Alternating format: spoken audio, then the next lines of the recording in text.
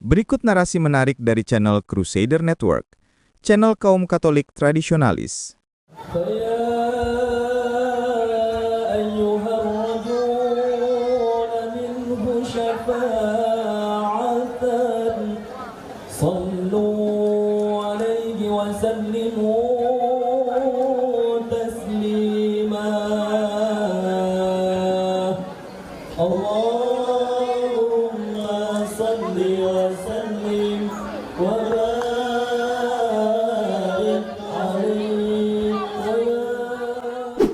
Menurut sumber dari Katolik tradisionalis, yaitu channel Crusader Network, Gereja Katolik Roma yang ada di Surabaya mengundang sekelompok Muslim untuk bersalawatan di lingkungan area Gereja Katolik. Sebagai orang Kristen, tentunya kita bertanya-tanya, fenomena apakah ini? Nah, inilah topik utama bahasan kita kali ini. Jika Anda umat Katolik Roma, tolong saksikan video ini secara utuh, agar Anda tidak salah paham. Disclaimer, pernyataan Romo Allegro tentang Tuhan Katolik dan Islam bukan ajaran resmi gereja, melainkan opini pribadi yang muncul dalam konteks pasca Vatikan Kedua. Bahasa Vatikan Kedua yang lebih inklusif memang membuka ruang tafsir seperti itu, namun bukan dogma gereja. Karena itu, kritik dalam video ini ditujukan pada argumen Allegro yang mengaku mewakili Katolik, bukan pada Gereja Katolik Roma.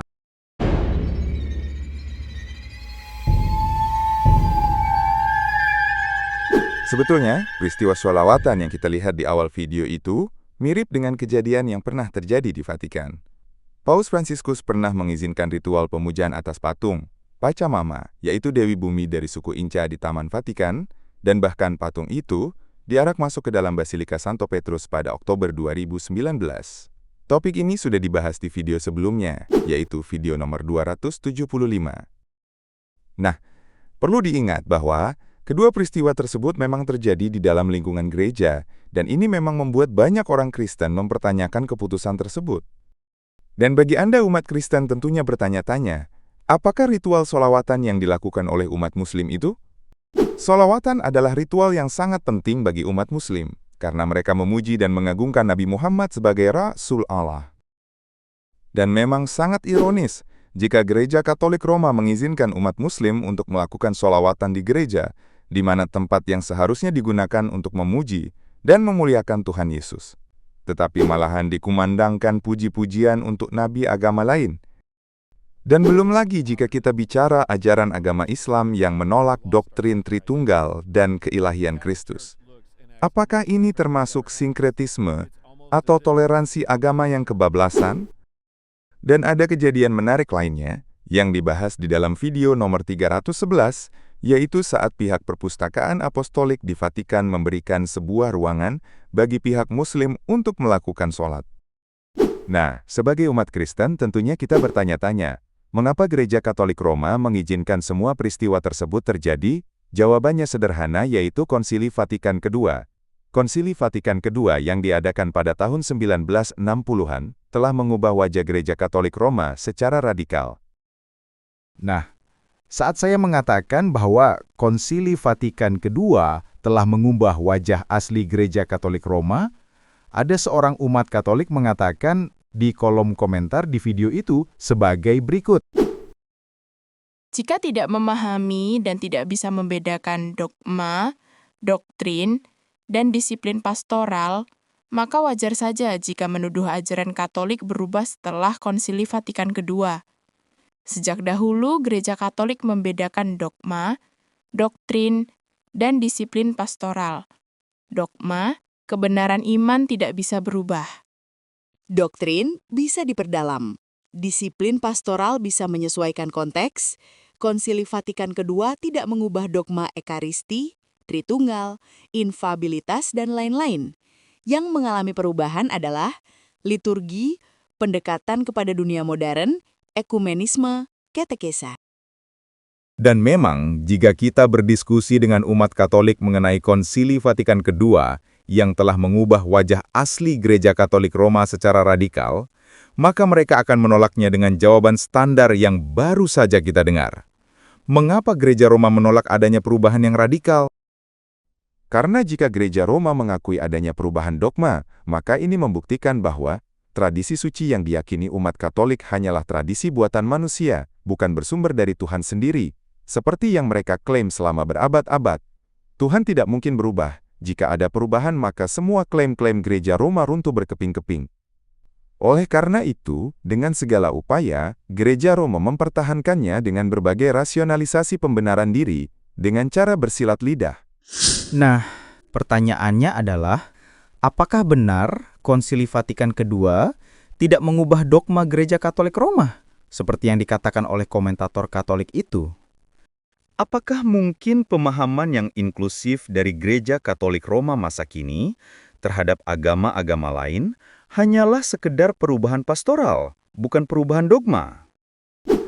Marilah kita jawab dengan jujur dan pikiran terbuka. Marilah kita uji dalam konteks video di awal, yaitu diizinkannya umat Muslim bersolawat di lingkungan Gereja Roma merupakan hasil dari Konsili Vatikan II. Mengapa diizinkan oleh gereja? Mari kita lihat Katekismus Gereja Roma nomor 841 berbunyi, hubungan gereja dengan umat Islam. Namun, rencana keselamatan juga merangkum mereka yang mengakui Sang Pencipta. Di antara mereka terdapat terutama kaum muslimin yang menyatakan bahwa mereka berpegang pada iman Abraham dan bersama kita bersujud menyembah Allah yang tunggal dan Maha Rahim yang akan menghakimi manusia pada hari kiamat. Jadi, di dalam katekismus itu dijelaskan bahwa rencana keselamatan juga diberikan kepada umat Muslim karena mereka juga mengakui Sang Pencipta. Dan umat Muslim bersama-sama dengan umat Katolik bersujud menyembah Allah yang tunggal dan Maha Rahim. perhatikan pernyataan dari kalimat, bersama kita bersujud menyembah Allah yang tunggal. Apa maksudnya? Orang yang berpikiran wajar akan menyimpulkan bahwa umat Katolik dan Muslim bersujud menyembah Allah yang sama, karena ada kata bersama. Bagaimana dengan frasa Allah yang tunggal? Ini menjadi masalahnya, karena dalam konteks teologi Kristen yang percaya pada Tritunggal, Allah tidak disebut tunggal, melainkan Esa, karena dalam teologi Kristen untuk menggambarkan sifat Allah yang satu dalam tiga pribadi atau Tritunggal. Sebaliknya, Allah dalam Islam disebut tunggal, karena konsep tauhid yang menekankan keesaan Allah. Jadi dalam hal ini, kita tidak tahu secara pasti apakah Gereja Katolik Roma telah mengubah ajarannya tentang Allah Tritunggal menjadi tunggal dalam pengertian tauhid seperti dalam ajaran Islam, atau tetap setia pada dogma Trinitas. Namun demikian, kita tidak dapat menyalahkan orang juga jika banyak orang mengatakan bahwa Tuhan Katolik dan Islam adalah sama. Tapi tentunya, komentator Katolik tidak setuju, karena ia mengatakan, Silakan baca kembali Katekismus nomor 841. Adakah kalimat yang menyatakan Allah Katolik dan Islam sama? Menggunakan Katekismus 841 untuk menuduh Katolik menyamakan Allah Islam dan Katolik sama adalah karena tidak paham konteks teologi Katolik. Nah, menjawab argumen itu, jelas bahwa tidak ada kalimat tersurat yang mengatakan bahwa Allah Katolik dan Islam adalah sama. Tetapi seperti yang saya jelaskan bahwa secara tersirat, Katekismus itu menyatakannya sama. Dan argumen kedua dari komentator Katolik itu mengatakan bahwa jika ada orang yang menggunakan katekismus itu untuk menuduh Katolik menyamakan Allah Islam dan Katolik sama, berarti tidak paham konteks teologi Katolik. Nah, benarkah argumen itu? marilah kita dengar penjelasan dari pihak Katolik tradisionalis yang jelas memahami dogma Katolik secara utuh dibandingkan pihak manapun di channel Crusader Network saat mengomentari pihak perpustakaan Vatikan mengizinkan pemakaian ruang untuk sholat berikut ini.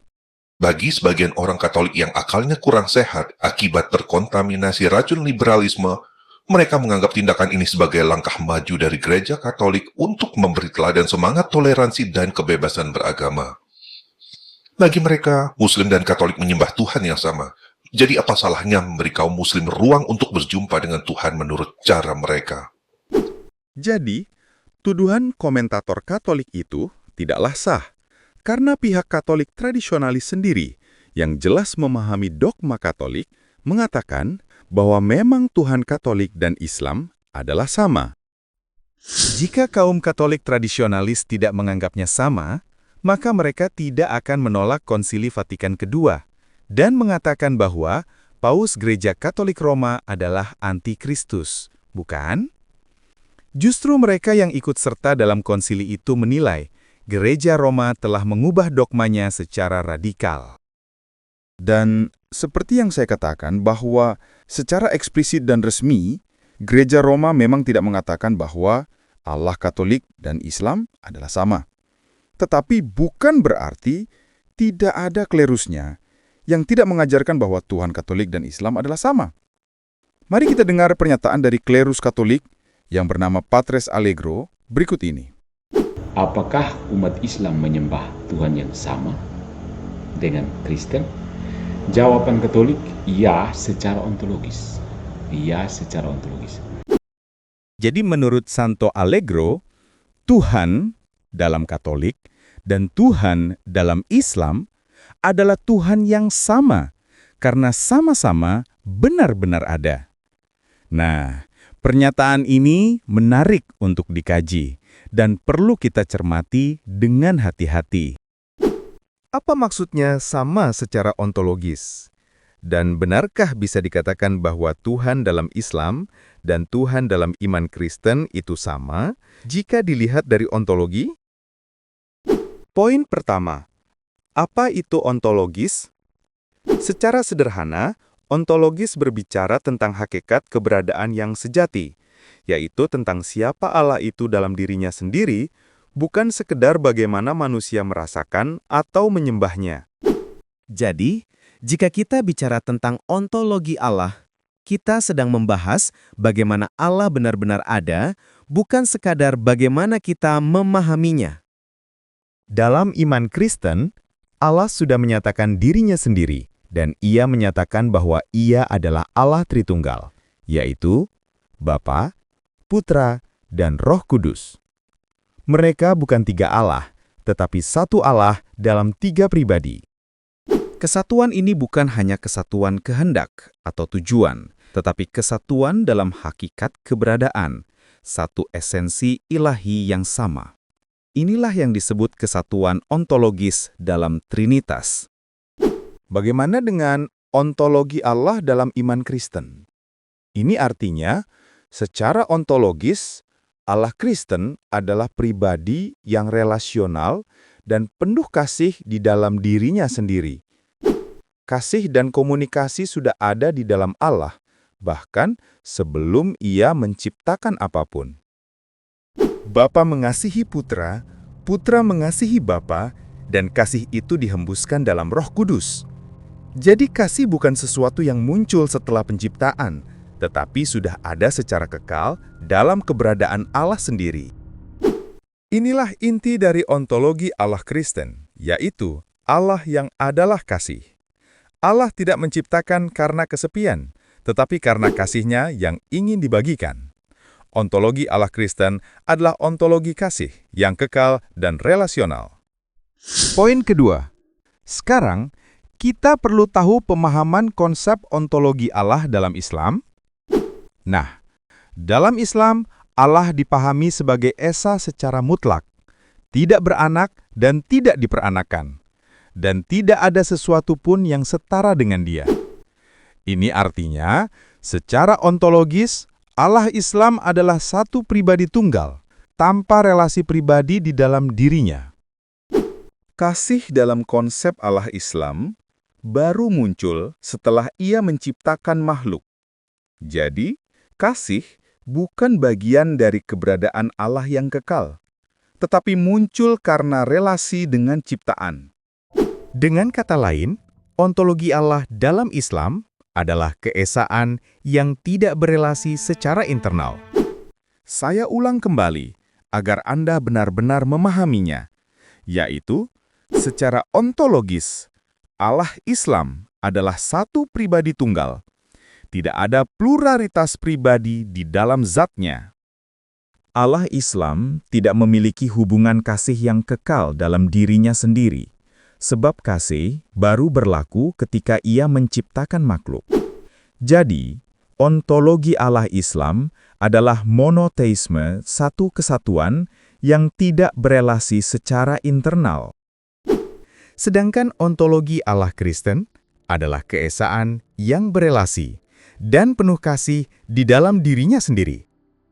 Dengan demikian, ontologi Kristen dan Islam memiliki perbedaan mendasar dalam memahami keberadaan Tuhan. Bukan hanya perbedaan istilah, tapi juga perbedaan hakikat dan esensi keberadaan. Nah, jika Anda sudah memahami secara komprehensif perbedaan ontologi Tuhan Kristen dengan Islam, maka Anda akan mudah menjawab argumen Katolik yang mencoba membela argumen Santo Allegro dengan mengatakan, Pahami dulu ontologi itu apa? Ontologi membahas sebuah realitas, sesuatu apa itu benar-benar ada. Allah Sang Pencipta itu benar-benar ada atau tidak? Bila benar-benar ada, maka Allah itu ontologi atau benar-benar ada? poin ketiga. Nah, menjawab argumen itu tentunya mudah. Sekilas, argumen itu benar dan terdengar masuk akal. Tapi, ini sebenarnya menyederhanakan makna ontologis, karena jika ontologis hanya berarti benar-benar ada, maka semua agama bisa mengklaim bahwa Tuhannya sama-sama benar-benar ada. Tapi itu bukan makna ontologi dalam pengertian teologis Kristen. Mengapa? Karena pertama, dalam iman Kristen, ontologi tidak bisa dipisahkan dari wahyu. Allah yang benar-benar ada adalah Allah yang menyatakan dirinya, dan Ia menyatakan dirinya dalam Yesus Kristus sebagai Bapa, Putra, dan Roh Kudus. Jadi, kalau kita bicara ontologi ilahi, kita tidak bisa melepaskannya dari siapa Allah yang menyatakan dirinya. Poin kedua. Dan karena itu penting juga kita tegaskan bahwa pandangan ontologis Kristen selalu sejajar dengan kesaksian Alkitab. Dalam Alkitab, ketika suatu Allah tidak sesuai dengan diri Allah yang menyatakan dirinya kepada Israel, dan pada puncaknya di dalam Yesus Kristus, maka Alkitab tidak menyebutnya sebagai Allah yang sama tapi dipahami secara salah, melainkan sebagai Allah lain, Allah palsu, atau bukan Allah yang benar. Paham ya? Poin ketiga. Beberapa contoh ayat-ayat berikut ini menunjukkan bahwa di dalam Alkitab, identitas Allah tidak dipisahkan dari wahyunya. Allah yang benar adalah Allah yang menyatakan dirinya. Dan selain itu disebut Allah lain atau bukan Allah. Nah, perhatikan beberapa ayat berikut ini. Kitab Ulangan 32, Mereka mempersembahkan korban kepada roh-roh jahat yang bukan Allah, kepada Allah-Allah yang tidak mereka kenal. lalu Kitab Yeremia pasal 10, Tuhanlah Allah yang benar. Para Allah yang tidak menjadikan langit dan bumi harus lenyap. dan Mazmur pasal 96, Segala Allah bangsa-bangsa adalah berhala, tetapi Tuhanlah yang menjadikan langit. kemudian 1 Korintus 8, Tidak ada Allah lain daripada Allah yang esa, dan 1 Yohanes pasal 5. supaya kita mengenal yang benar. Dan kita ada di dalam yang benar, di dalam anaknya Yesus Kristus. Dia adalah Allah yang benar dan hidup yang kekal. Dari ayat-ayat Alkitab yang baru saja kita lihat mengatakan bahwa identitas Allah tidak dipisahkan dari wahyunya. Allah yang benar adalah Allah yang menyatakan dirinya, yaitu Allah Tritunggal. Dan selain dari Allah Tritunggal, disebut sebagai Allah lain atau bukan Allah. Karena itu, secara ontologis, menurut iman Kristen, Allah yang bukan Tritunggal bukanlah sekadar versi lain dari Allah yang sama, tetapi bukan Allah yang benar menurut kesaksian wahyu.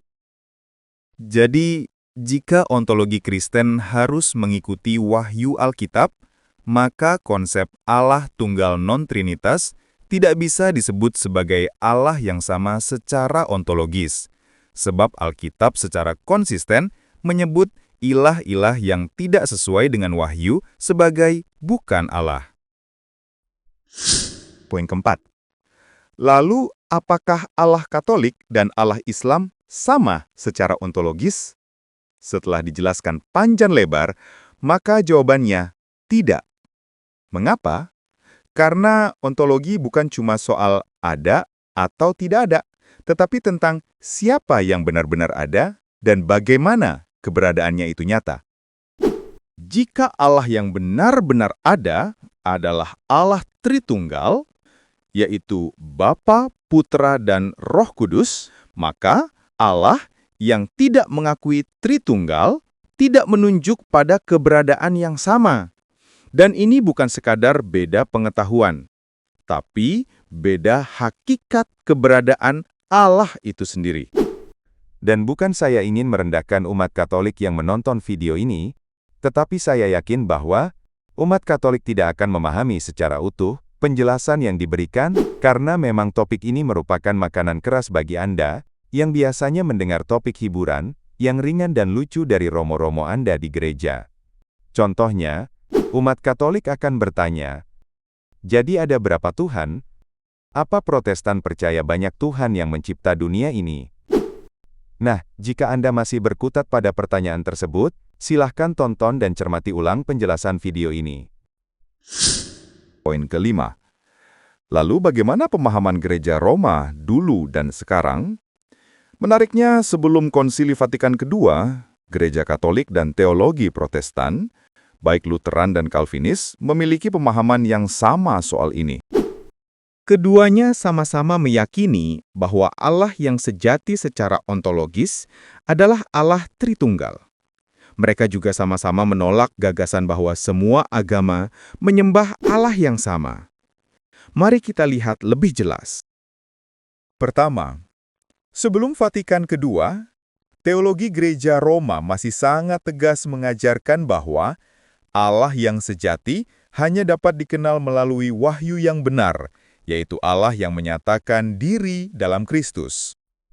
Itulah sebabnya Paus Eugenius keempat dalam Konsili Florence di abad ke-15 menegaskan bahwa Gereja Roma yang kudus dengan teguh percaya, menyatakan, dan mengajarkan bahwa semua orang yang berada di luar gereja Katolik, tidak hanya orang pagan, tapi juga orang Yahudi atau heretik dan skismatik, tidak dapat memiliki bagian dalam kehidupan kekal, dan akan masuk ke dalam api abadi, yang telah disediakan bagi setan dan malaikat-malaikatnya, kecuali mereka bergabung dengan gereja Katolik sebelum akhir hidup mereka. konteksnya memang keselamatan, tapi prinsip dibaliknya jelas, yaitu di luar wahyu Kristus, manusia tidak mengenal Allah yang sejati sebagaimana adanya, sehingga tidak selamat. Jadi, sebelum Vatikan II, Gereja Roma tidak pernah berkata bahwa Tuhan Islam dan Tuhan Kristen adalah sama secara ontologis. Karena ontologi Allah selalu dipahami berdasarkan wahyu Trinitas, bukan filsafat umum.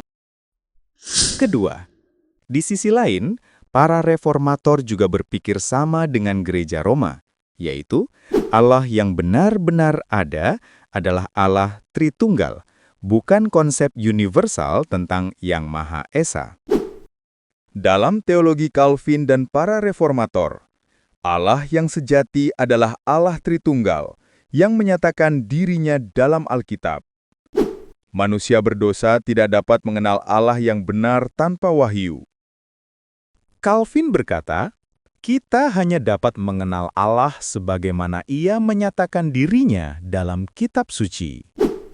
Artinya, Allah yang benar-benar ada bukan Allah yang bisa ditebak oleh akal manusia, tetapi Allah yang telah menyatakan dirinya secara pribadi melalui Kristus.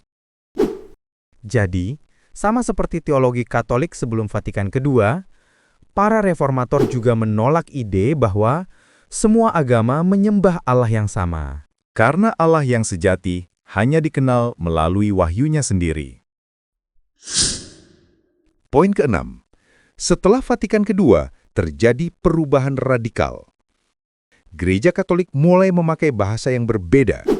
Mereka berkata bahwa umat Islam juga menyembah Allah yang sama secara ontologis, karena dianggap sama-sama mengarahkan diri kepada Sang Pencipta yang satu, yang universal. Pendekatan ini diambil dari semangat dialog dan perdamaian antar agama, agar terlihat lebih bertoleransi dibandingkan wajah Katolik di abad pertengahan.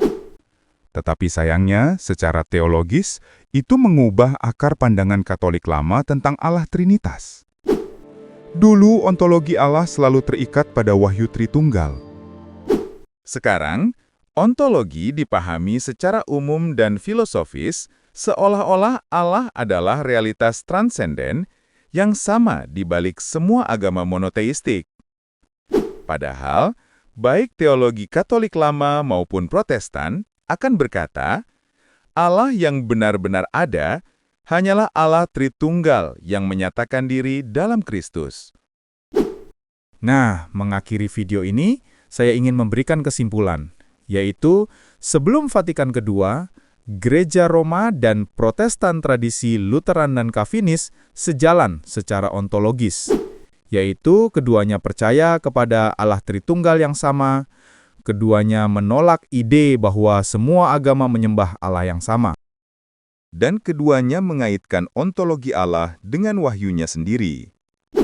Baru setelah Vatikan II, konsep Allah yang sama secara ontologis muncul sebagai hasil dari pendekatan baru yang mencoba mengubah wajah asli Gereja Roma abad pertengahan yang tidak ramah terhadap perbedaan pendapat antara keyakinan. Namun, bagi iman Kristen yang berakar pada kitab suci, Allah yang benar-benar ada bukan hanya yang ada, tetapi yang menyatakan diri sebagai kasih yang kekal dalam Tritunggal. Dan karena itu, tidak mungkin Allah Islam dan Allah Kristen disebut sama secara ontologis, karena mereka berbeda dalam hakikat keberadaan dan penyataan diri. Dan ini sebuah ironi, yaitu pihak Muslim sendiri tidak akan mau disamakan Tuhannya dengan Tuhan Kristen, karena Muslim mengira Allah orang Kristen adalah 3 Allah. Hal ini karena Muslim salah pemahaman tentang doktrin Trinitas. Tetapi lucunya, Gereja Roma mau-maunya menyamakan Allah Tritunggal dengan Allahnya Muslim, yang menurut Alkitab bukan Tuhan sejati.